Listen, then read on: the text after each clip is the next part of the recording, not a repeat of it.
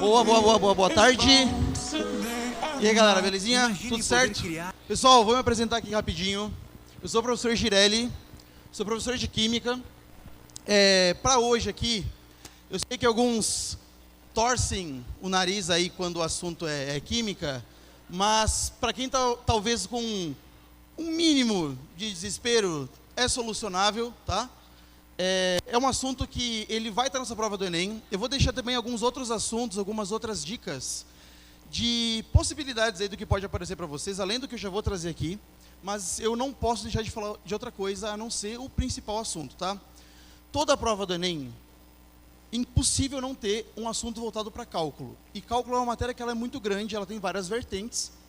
Quando você começa a aprender a parte de cálculo, lá no seu primeirinho ano, às vezes, que você aprende um pouco de grandezas químicas, você aprende um pouco de massa de átomos, você aprende a tirar essas informações da tabela periódica, e depois você começa a aplicar tudo, vira uma grande bola de neve. Os assuntos eles vão se complementando, mas às vezes eles podem ser sim segmentados em área. Para onde aponta? Aqui. Foi, mas vira para lá, tá, beleza. Para isso, como eu falei de grandezas químicas e como elas são praticamente a base de todo o cálculo que você vai fazer, e aí entra aquela parte que eu falei que é uma bola de neve, porque muitas vezes você acha que aprende um assunto de grandezas químicas lá no primeiro ano e ele não aparece mais. E cara, isso é a linguagem, é a base. Eu sempre recomendo e sempre nas minhas aulas mesmo eu costumo reforçar essa base para você fazer continhas direito. E quando eu falo fazer conta direito, claro, o objetivo é acertar, mas fazer com o mínimo de esforço possível. Vocês sabem que Enem tem muita questão que envolve muito tempo. E você não tem tanto tempo assim para fazer essas questões. Então, saber dominar essas grandezas faz toda a diferença. E vou deixar uma premissa muito importante aqui, gente. Grandezas químicas não são suas inimigas, elas são suas aliadas. A forma é como você interpreta isso. Então, a minha dica não é só resolver uma questão, mas é mostrar para você como que você pensa em arquitetar o seu cálculo para fazer o mínimo de regra de 3 possível e chegar na resposta certa muito antes do tempo. Combinado? Grandezas químicas importantes. Cara, massa molar é uma grandeza que, felizmente, você não precisa gravar. O Enem, por exemplo, ele tem algumas massas de alguns elementos que você acaba gravando, tudo bem, mas massa, imagina se você fosse gravar a massa dos 118 elementos da tabela periódica, tirando todos os outros conteúdos que você tem que ver, é muita coisa. Unidade de medida, gramas por mol. E aqui vem uma dica, tá? Unidades de medida que tem barrinha, como assim barrinha? Ela tem G/mol. Essa barrinha serve para você começar uma regra de 3. Eu vejo que muito plantão, muita hora de tirar dúvida de aluno. Professor, eu entendi o cálculo que você fez na lousa, mas fui fazer sozinho, não consegui iniciar o cálculo. É uma queixa muito comum.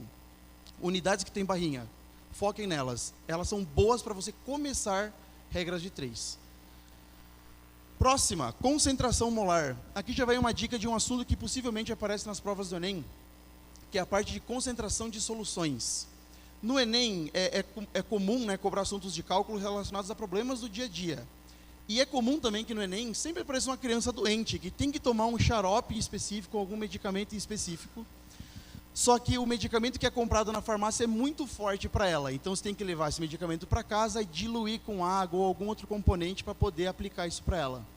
Novamente, concentração molar, unidade de medida mol por litro. Ou seja, em 1 litro daquela solução que você preparou, quantos mols desse material existem. E se você for perceber, dá uma olhada. A primeira grandeza que eu mostrei, que é a massa molar, e a segunda, que é a concentração molar, elas têm uma unidade de medida em comum ali.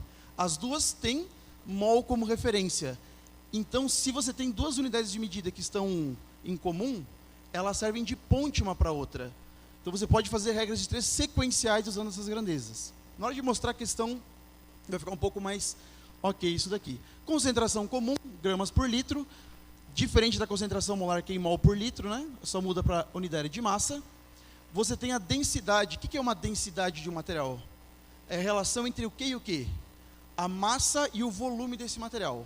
Algumas pessoas confundem densidade com concentração comum, porque as unidades muitas vezes se parecem. Concentração comum é o seguinte, imagine que você vai preparar um suco na sua casa. Sabe aquele suquinho em pó? Você vai pegar, por exemplo, uma jarra, você vai colocar esse pó lá no fundo da jarra e você vai completar com água. Se você quiser calcular a concentração desse suco, o que você teria que fazer? Pegar a massa desse pó de suco que você colocou no fundo da jarra e dividir pelo volume de suco que você preparou. É a massa só do pozinho do suco pelo volume do todo. Isso é a concentração. Densidade é um pouco mais amplo, porque não é só a massa do pozinho. A massa da água entra em consideração junto e você vai dividir pelo volume do todo. Ou seja, em resumo, densidade é a massa de tudo pelo volume de tudo. Concentração é a massa só do que você está dissolvendo pelo volume de tudo. As unidades se parecem, mas elas têm diferença. Isso daqui é um outro assunto comum, já vou fazer um gancho aqui para cá de novo. Energia de reação, alguns chamam de variação de entalpia. Eu acho esse nome horrível, porque ele não é muito associativo, você vê essa palavra e ela dá um susto, mas sendo bem sincero, pode resumir na sua cabeça, reações químicas, elas absorvem e liberam calor todo momento. Tá? Todas as reações ou absorvem ou liberam. O calor que ela vai absorver ou liberar, a gente chama de ΔH. Unidade de medida, quilojoules ou quilocalorias por mol também. Eu vou reunir essas grandezas químicas aqui, algumas delas, para fazer algumas questões com vocês, e vou mostrar a forma que você vai organizar a sua conta, que esse é o nosso objetivo, não é só fazer a questão, mas sim como que eu penso para fazer essa questão. E aqui nós temos uma questão bem extensa, vamos grifar algumas coisas aqui importantes, vai lá. A obtenção de etanol utilizando a cana-de-açúcar envolve a fermentação dos monossacarídeos, formadores da sacarose contida no melaço. Um desses formadores é a glicose, C6H12O6, uma fórmula bem clássica, por sinal, cuja fermentação produz cerca de 50 gramas de etanol a partir de 100 gramas de glicose, conforme a equação química descrita. A questão, ela te passa uma informação importante já. Ela passa uma relação entre as quantidades. Se você for trabalhar numa indústria, a cada 100 gramas de glicose, você consegue produzir 50, como se fosse 1 para 2 ou 2 para 1, dependendo da forma que você enxerga. Deu ali a equaçãozinha química para a gente, e diz o seguinte: em uma condição específica de fermentação, obtém-se 80% de conversão em etanol. O que significa esse 80%? Alguém tem alguma ideia do que é isso?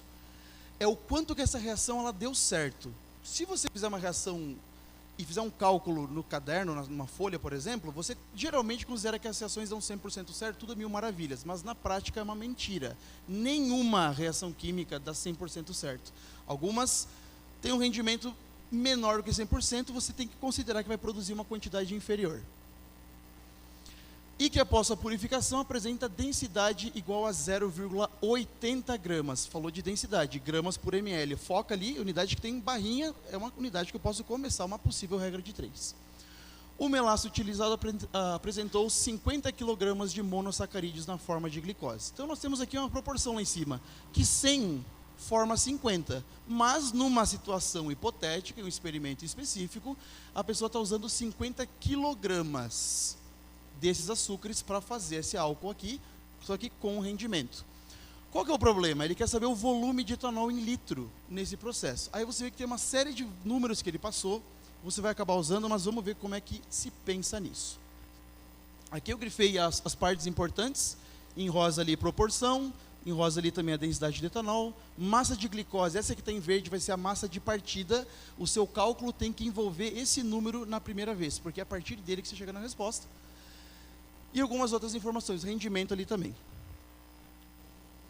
Então, do ponto de partida até a resposta, chegada, sempre vem um cálculo dessa maneira, onde você está, onde você quer chegar. O que você tem no começo? Você tinha lá uma massa de glicose, de quanto mesmo? Vocês lembram? 50 quilogramas. Não tem alguma relação direta entre essa massa de glicose e volume de etanol, até porque elas são substâncias diferentes. Eu não consigo converter uma regra de 3 um no outro, eu preciso fazer alguns passos a mais. Eu posso passar essa massa de glicose e descobrir uma massa de etanol, já vou mostrar como, e essa massa de etanol eu consigo transformar em volume de etanol. De que maneira? Você tem ali seus 50 quilogramas, você pode descobrir quantos quilogramas de álcool você produz a partir disso, e a partir daqueles quilogramas de álcool você consegue descobrir quantos litros. Para isso eu vou usar aqui o quê? Essa massa de glicose, lembra que lá no texto que nós lemos antes, tinha uma proporção massa-massa?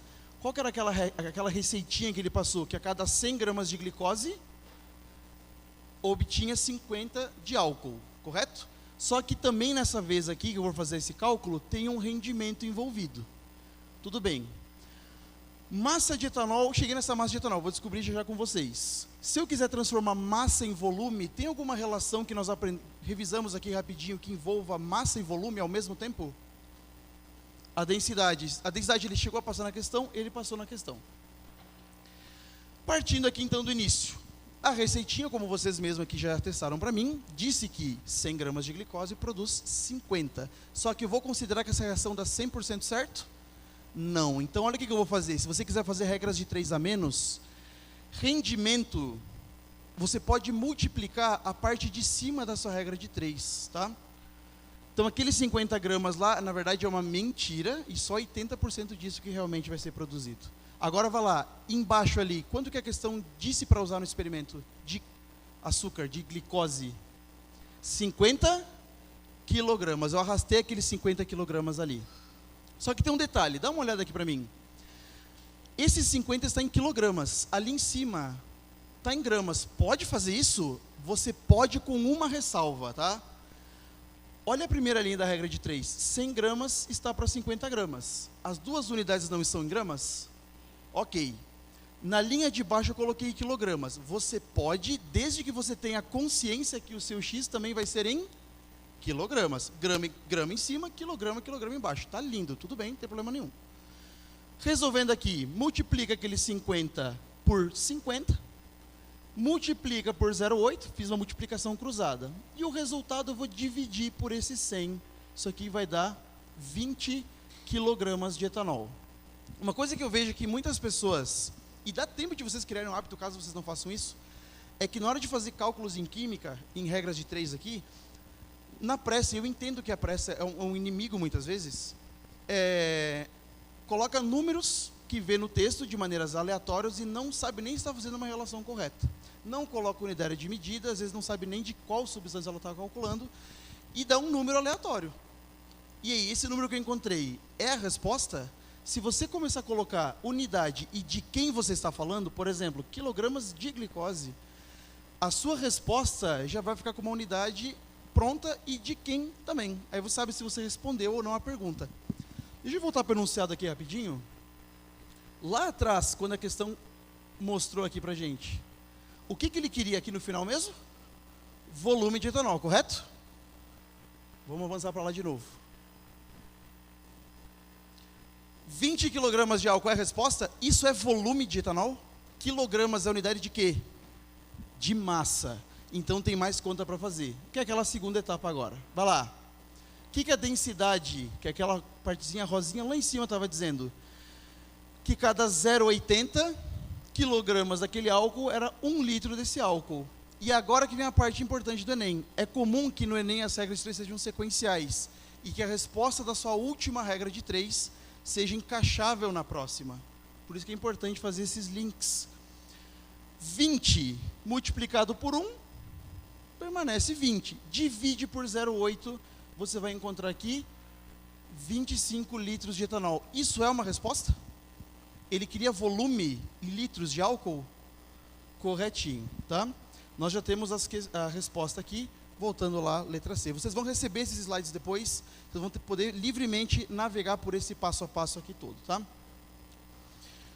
Então aqui foi uma questão de 2 regras de 3 sequenciais. Vamos agora imaginar uma situação um pouco mais, talvez, imaginável, que seria a nossa próxima e nossa última questão. Número 2. Novamente falando de etanol. Vocês percebem que Enem gosta muito de tratar de matérias-primas ou compostos orgânicos importantes para a gente. Etanol, ele é muito explorado. E eu sei que algumas pessoas agora, nesse momento aqui, talvez estejam lembrando do metanol, que é um assunto bem alta, esteve muito em alta. Pode ser que apareça no Enem, realmente pode ser que apareça no Enem, mas da época que aconteceu esse fenômeno, possivelmente as questões do Enem já estavam feitas. E não vai ser alguma coisa para esse ano. Então, para o ano que vem vocês não vão precisar fazer a prova do Enem porque estarão todos aprovados. Então, fiquem despreocupados de momento com o metanol, tá? O etanol é um combustível renovável obtido da cana-de-açúcar e é menos poluente do que os combustíveis fósseis, como a gasolina e o diesel. O etanol tem densidade 0,8 gramas por centímetro cúbico. Me ajuda aqui, centímetro cúbico, tem alguma outra unidade de medida equivalente a centímetro cúbico? ml, mililitros, ótimo. Massa molar 46 gramas por mol, a questão passou dessa vez. Se ela não passar, você pode pegar na tabela periódica. Massa molar, se quiser anotar inclusive, massa molar é uma grandeza que você calcula a partir da tabela periódica. Pega a massa dos elementos lá, soma elas que você encontra a massa da substância que você quer. 46 gramas por mol e o calor de combustão aproximado de menos 1.300. Calor de combustão, isso aqui é aquele famoso ΔH que eu mostrei para vocês. Se você queimar 1 mol de etanol, por que está menos 1.300? Isso é uma liberação ou uma absorção de energia? Uma liberação, uma reação exotérmica ou endotérmica? Exotérmica. Queimar todas as combustões, né, você considera elas como exotérmicas. Ok. Com o grande aumento da frota de veículos, tem sido incentivada a produção de carros biocombustíveis econômicos, que são capazes de render 20 km por litro em rodovia, para diminuir a emissão de poluentes atmosféricos. O valor correspondente à energia consumida para que o motorista de um carro econômico movido a álcool percorra 400 km. Dá uma olhada nesse comando da questão. Que material de partida, que número de partida você tem? 400? Esse é o ponto que você vai iniciar a sua conta. Só que a pergunta é outra. O que ele quer que você calcule? A energia desse processo. E aqui você tem as unidades de energia em megajoules. Megajoules é energia pra caramba, tá? Normalmente em reações químicas convencionais se usa quilojoules. Megajoule é muita coisa. Então, todo mundo de acordo. Temos distância e nós queremos a energia. Temos informação de massa molar, temos energia, temos densidade e temos o rendimento daquele veículo que era 20 kg por litro. Eu vou sair aqui do enunciado, mas se precisar voltar, a gente vai voltando também. Vamos lá, mesma coisa, toda regra de 3 aqui para a prova do Enem, você pode separar em algumas etapas. E as unidades que você vai convertendo uma na outra, elas têm que se conversar. E você sempre parte das unidades que tem barrinha, porque elas são boas para quê mesmo? Começar regras de 3. O que você tem então de partida? Vocês falaram para mim que era uma distância. Quanto que era a distância? 400 quilômetros. Tem alguma relação entre distância e energia? Não tem, a questão não falou nada. Distância geralmente é medida aqui em quilômetros e energia em quilojoules. Não tinha nenhuma unidade lá que tinha quilojoules e distância juntas. Então eu vou ter que caminhar por algumas coisas. Avançando aqui, ó, você tem 400 quilômetros, eu posso descobrir quantos mililitros de álcool, quantos gramas, quantos mols, para depois descobrir a energia. Eu repassei aqui dessa vez os valores que ele deu ali, as grandezas que ele deu, e vê se faz sentido. Distância, quilômetros. Volume de álcool, unidade de volume. Rendimento não é uma união entre as duas unidades, distância e litros, que é volume? Eu uso esse meio do caminho para fazer a conta. Se eu já tiver volume de álcool, e eu quero chegar em massa de álcool, relação entre massa e volume, eu uso quem a meu favor? Densidade, porque ela tem as duas unidades que eu quero ao mesmo tempo. Lá em cima, você tem massa de álcool, quero saber número de mols. Tem alguma grandeza que nós vimos ali atrás que une massa e mol simultaneamente? Massa molar, que tem gramas e mol, as duas unidades juntas. Você usa essa regrinha para converter. Número de mols de energia, tem algum valor que reúne energia e quantidade em mol? A energia é o rendimento lá do processo. Então, vai lá, se cada seta é uma regra de 3, quantas regras de 3 eu preciso para fazer essa conta? Eu preciso de 4 regras de 3. Tem como encurtar isso? Infelizmente não. Se a questão já desse uma relação entre distância e energia, eu conseguiria, mas ela não fez isso. Tudo bem. Comigo aqui, agora vai ser mais demonstrativo de contas mesmo. Dá uma olhada no que eu fiz aqui, gente. 20 km por litro. 1 litro tem quantos ml? Tem 1000. Converti ali para 1000, tá? Só que a pessoa vai andar quanto?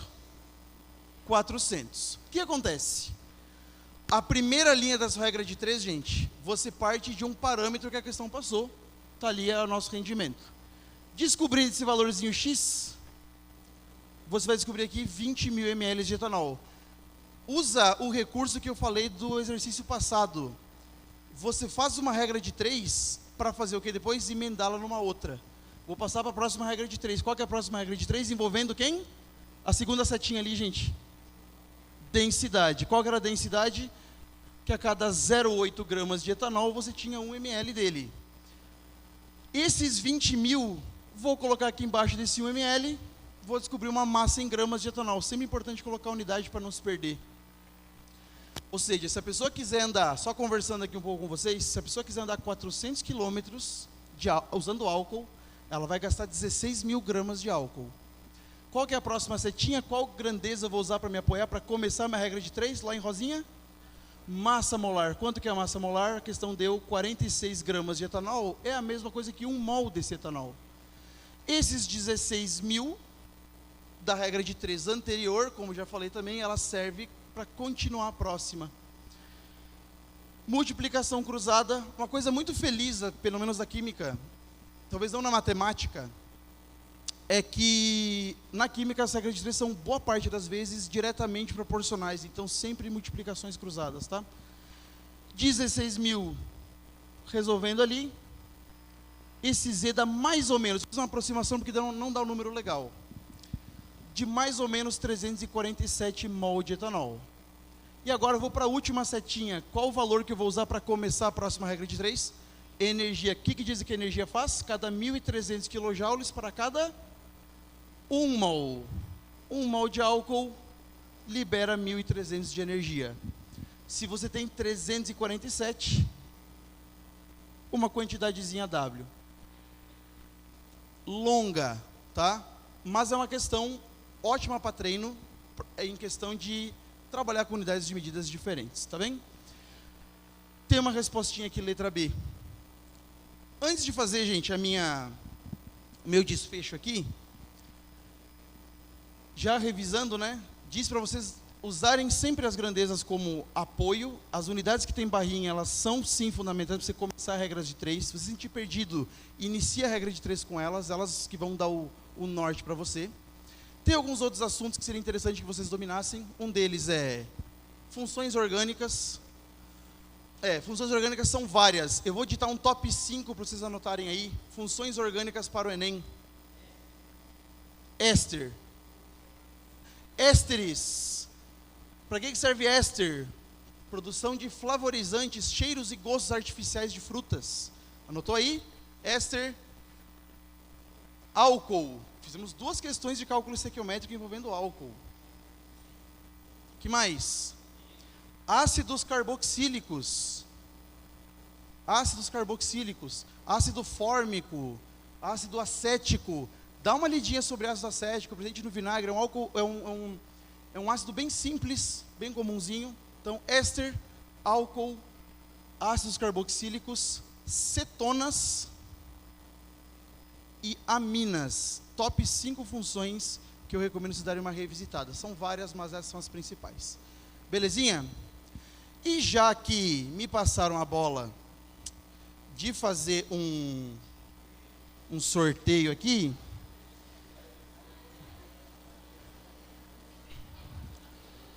e vou fazer uma de química orgânica aqui, né? Já que eu fiz o gancho aqui, né? É o mais justo? Vocês acham? Vai fazer cálculo como aqui? Eu nem vou ver a resposta que você me falou. Vamos lá. Das funções orgânicas, o formol é 1? Precisa que alguém levante a mão. Não. Formol não é um álcool.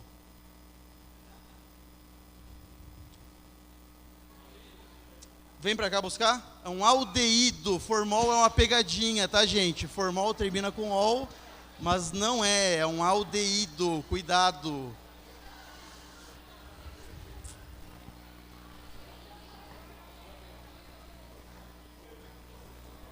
Vem com calma, vem com calma.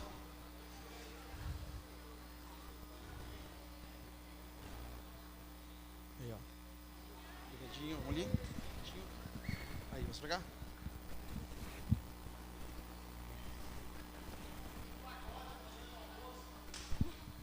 Obrigadão, gente. Prazer em conhecê-los. Façam uma boa prova.